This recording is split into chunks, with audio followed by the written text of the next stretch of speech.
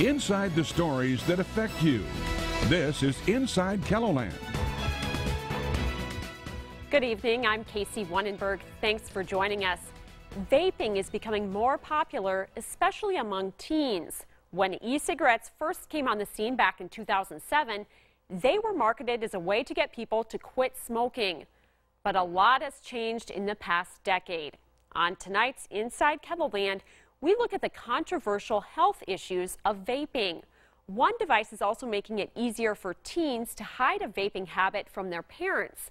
And we'll talk with the American Cancer Society about what they're seeing from the vaping trend. Plus, later in the show, how you can help the McCross and Boys Ranch during the holidays. The U.S. Food and Drug Administration is proposing new measures to regulate flavored nicotine products following a dramatic rise in vaping among high schoolers. The FDA says e-cigarette use increased 78% among high schoolers and 48% among middle schoolers between 2017 to 2018. Now the agency wants to make policies against flavored e-cigarette products tougher. These proposals could ultimately remove them from store shelves and websites accessible to minors. Mint, menthol, and tobacco flavors are not included in the proposed changes. The FDA says that it's to help adults who want to use the products as an avenue to quit smoking. Tonight, KELOLAND's Don Jorgensen takes a closer look at the potential dangers of vaping.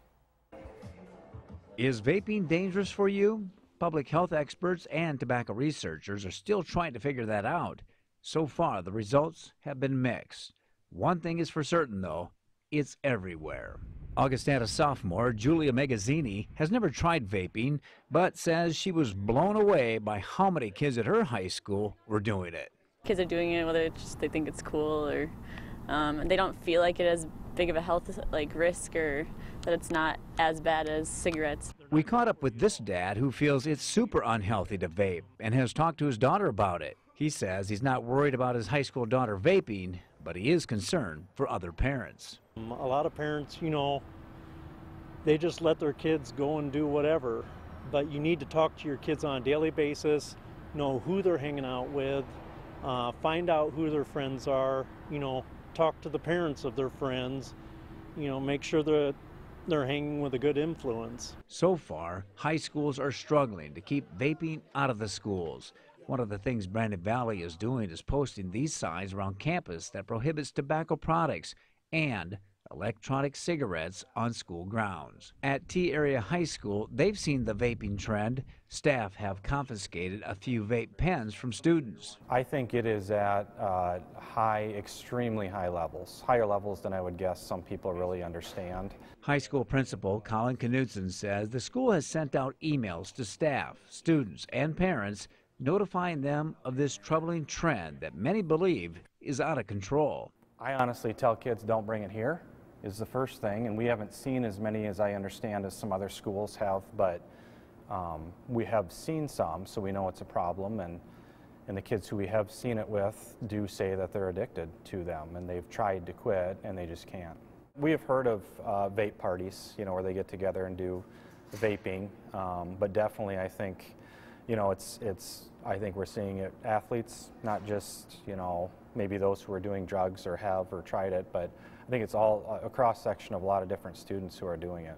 To try and curb what many are saying is an epidemic of underage vaping, the U.S. Food and Drug Administration is putting strict limits on the sale of most flavored e-cigarettes, including age verification controls for online sales. Officials say the new policy will apply to flavored cartridge-style vaping products. Under the new rules, no retail outlets will be allowed to carry them unless it restricts minors from entering the store or creates an off-limits area. Whether or not that will curtail the problem remains to be seen. Magazzini thinks it's a fad that will eventually fade away. I feel like we just got over the epidemic of cigarettes are bad and we were able to get past that, and then right when that's over, the vaping comes around and then it kind of reopens that whole wound up. So that was Don Jorgensen reporting. One reason high schools are having such a tough time enforcing the rules is they have a hard time spotting kids while they're vaping. In some cases, the vape pens look like computer flash drives that makes it easier for them to hide. We'll have more on those devices and some of the health concerns next, when Inside KELOLAND returns.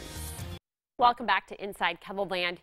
E-cigarettes have been on the market for a decade, and most people know what they are. However, there's one kind of vaping device that's really taking off with teens.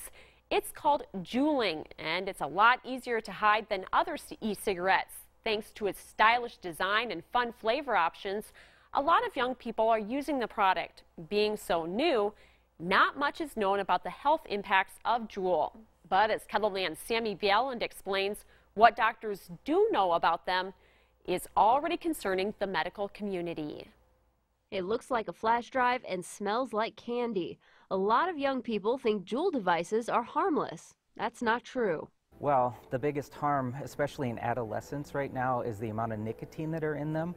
Most people, including adults, don't know that they contain as much nicotine in one pod as are in one pack of cigarettes, and typically an adolescent will smoke more than one pod during one sitting. Scott Helberg is a pulmonologist intensivist at Sanford. That means he specializes in the health and function of lungs.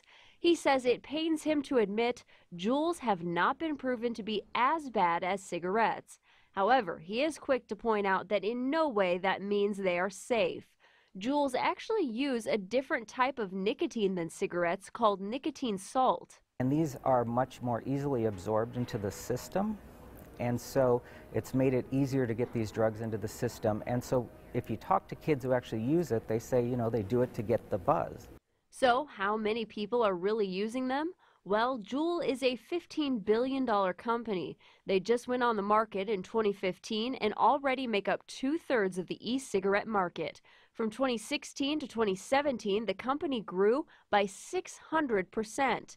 Even if they're not marketed to kids, they're definitely a hit with young people. I see it a lot on Snapchat, a lot on Instagram and stuff. So, I mean, I don't physically see it here, but I see it more on like technology. Megan Sunvold is a senior at Roosevelt High School. She says she doesn't use Juuls because she knows it will hurt her health in the long run.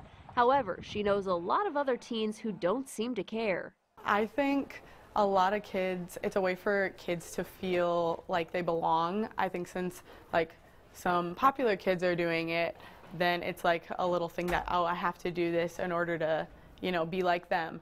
I also think it's a way for kids to have fun, which that's not my definition of fun. We have several instances of students trying to vape, and it's just like if you go back in the history of high schools and in the 70s when everyone would go smoke across the street or do those kind of things, it's really not too much different than that. One big difference, though, is how easy it is to hide a Juul, even from parents. I think they really should check more into like what their kid is doing, because I know a lot of like even some of my friends do it, and I'm pretty sure their parents don't know. The thing that I worry about with vaping for our kids is the kid who probably wouldn't smoke a cigarette or do something like that might think this is okay because they think it's clean, they think it's easily accessible, other people do it, it's not a problem. The key is we don't know what it does. For health experts like Helberg, the fact that smoking cigarettes was finally declining and now Juuls are increasing is a big cause for concern. What we actually believe now is that it does induce gateway activity, so we know that a large majority of people who start juuling at a young age will later go on to become smokers of regular cigarettes, hookahs, cigars, and we know that leads to the long-term risk of lung cancer. Research from the National Institute of Drug Abuse shows 30% of teens who vape will end up using a tobacco product. In response to potential FDA restrictions, Juul will take most of its flavored pods out of brick and mortar stores and only sell flavors like mango and cucumber online. They're also working to take down any online advertising that may appeal to teens. We're going to take a quick break. When we come back, what the American Cancer Society has to say about the use of e-cigarettes. Welcome back to Inside KELOLAND. We've been talking today about vaping and the dangers of these devices falling into the hands of teens. Joining us today to talk a little more about e-cigarettes is David Benson with the American Cancer Society. Thanks for joining us, David. Thanks for having me. So as far as how e-cigarettes are currently regulated in South Dakota compared to traditional cigarettes, how does that add up? You know, it's a bit of a mixed bag. Right now, e-cigarettes are classified as a tobacco product in the state. So they're regulated in terms of the sale and possession of e-cigarettes. The difference relates to taxation. They're taxed differently. There's no special tax as it relates to e-cigarettes or vaping products. It's also not included in our indoor clean, our smoking ban for indoor spaces. And so there's a few areas that certainly we can do a little bit better on. What would your group recommend as far as regulations? Well, certainly, as it relates to the sale and possession, one thing we've been working on this past year is raising the purchasing age of all tobacco products up to the age of 21. And we brought legislation with the State Medical Association and the American Heart Association this last session to increase it from 18 to 21. That'd be one way we can make an improvement as it relates to the access to teenagers and curb that usage. Another area is strengthening the indoor smoke law that we have in the state to include those e-cigarette products and vaping products. So when you go to a restaurant or you go to a bar or a casino, you're not going to have that impact of a individual next to you vaping. In addition, we want to make sure that when it comes to our quit line and cessation and control programs that we have in the state, that we maintain and increase that funding. And it's exciting to hear that right now the Department of Health is really making a strong effort in terms of education and providing those services for e-cigarette users.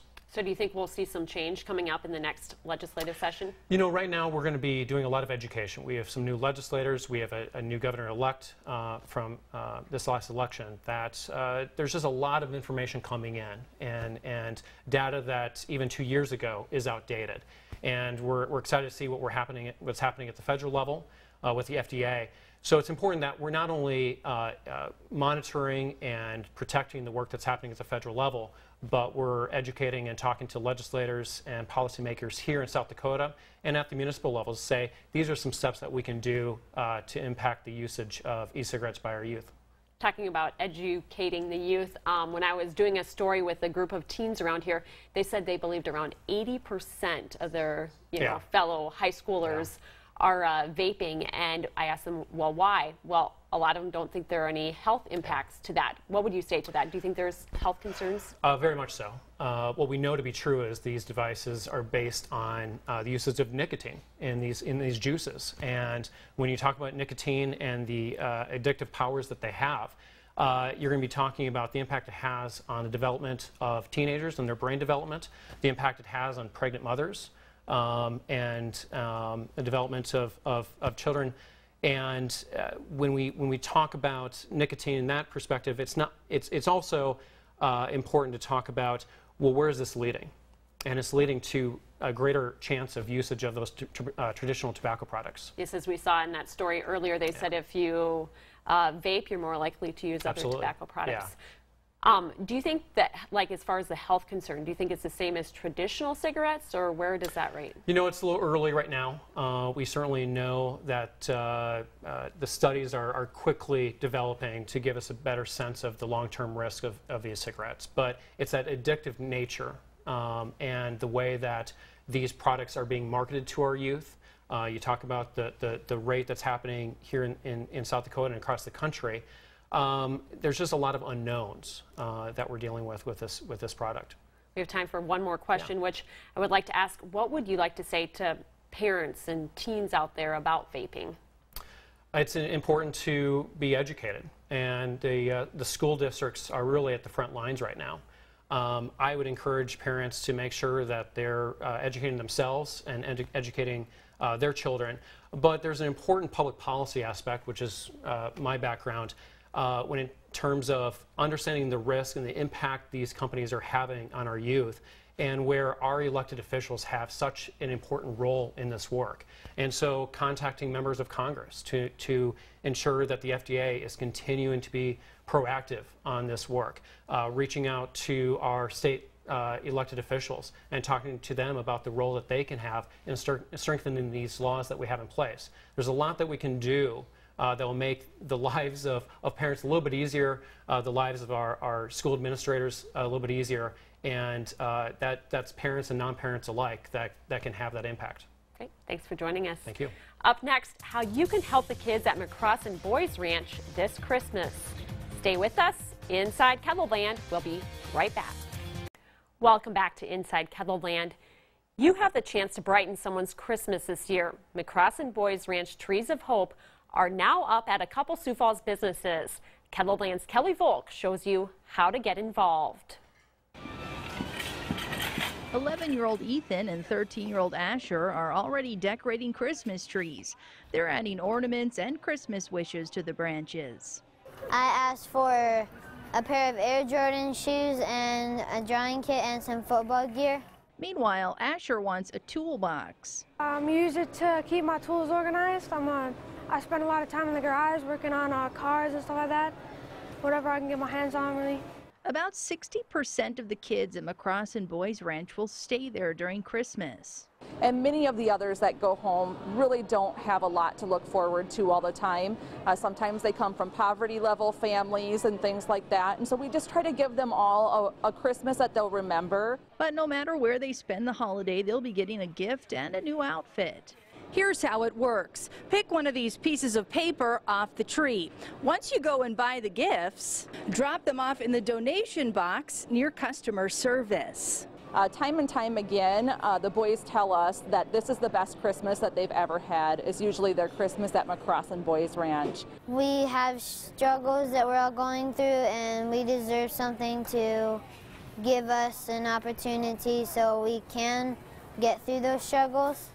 With Positively KELOLAND, I'm Kelly Volk. You can also find a tree at Shields and Dakota Sports. The organization asks that you drop the gifts off with the card and that you leave them unwrapped.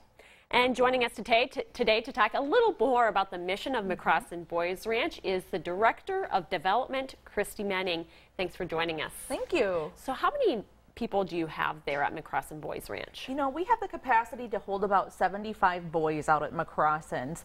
Some of the boys will live with us for a couple of months, some will live with us for a couple of years.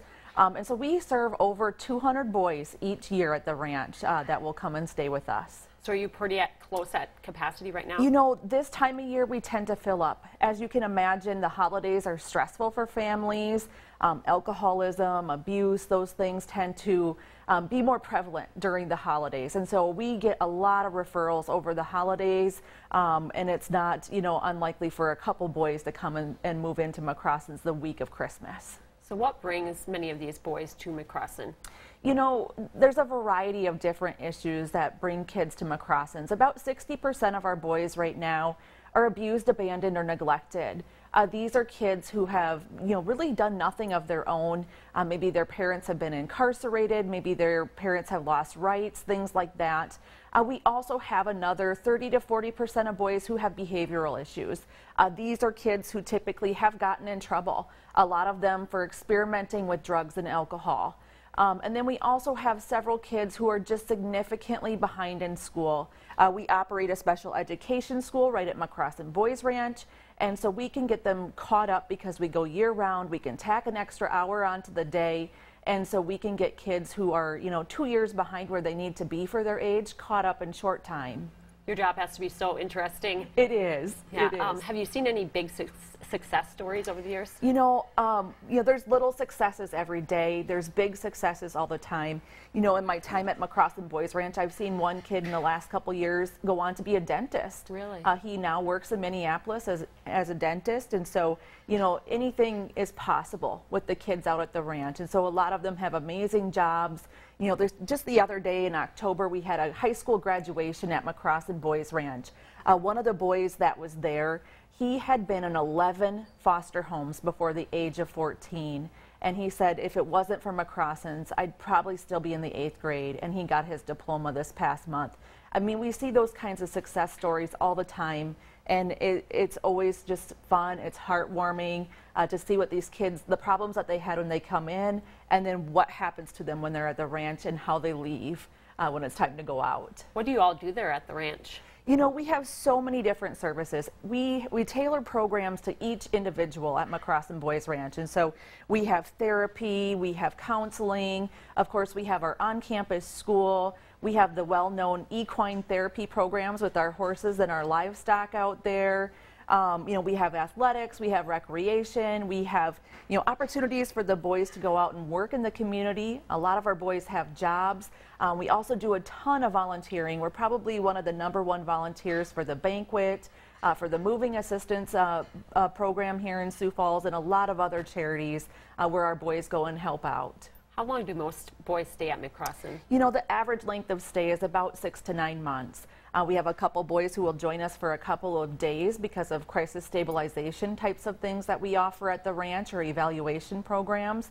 You know, but we also have boys who will be raised at McCrossin Boys Ranch. And I've been at McCrossin Boys Ranch now for 16 years, and I've seen a boy make it just about 10 years of my time there. And so there's definitely that possibility as well, that the ranch just offers the stability that they need to change their life around. So are they able to go back to their house, or what, after 6 to 9 months, or what usually happens? You know, some of the boys will be able to go back home. It kind of depends on what situations are going on at home. You know, some of them have lost, their parents have lost rights, or maybe their parents are incarcerated. If their parents are able to go through some kind of drug or alcohol programs or things like that and get their kids back, that's a possibility. Some will go to other kinship placements where they'll live with an aunt or uncle or a grandparent. Some will go into the foster system, and some will live at McCrossin Boys Ranch. And so it's just kind of dependent on what their situation is. So we saw the story about the Christmas trees earlier. Mm-hmm. For most of these boys, do they get other presents, or are these their only presents that they get during Sure. Christmas time? You know, 60% of our boys will be at McCrossin Boys Ranch over the holidays. Only about 40% get to go home. And so for many of our boys, it's the only presents they're going to get at Christmas. You know, a lot of them don't get a card on their birthday if it wasn't for our birthday club and things like that. And so, you know, this is really a way for us to make Christmas special for them. I've seen boys that were at McCrossin Boys Ranch, you know, a couple years ago even, come back and buy a gift for a boy that's there now. And they say, you know, it's just one of those things that touches their heart, is that they love the feeling of getting something that someone cares, that they belong somewhere, you know, and at McCrossin Boys Ranch, they always feel like they belong. It's kind of a family. And so we try to make the holidays special. We put on a wonderful dinner for them. Our staff are the waiters and waitresses that evening. Our executive director pitches in and often washes the dishes so the boys don't have to. And so we do lots of special things at the ranch. Sounds like a great program. Thanks so much for joining us. And you can find out more about today's topics online at KELOLAND.com. Just click on the Inside KELOLAND section. Join us every Sunday following the 10 o'clock news right here on KELO TV. That's all the time we have for today. Be sure to join us again next week for more on what's going on inside KELOLAND.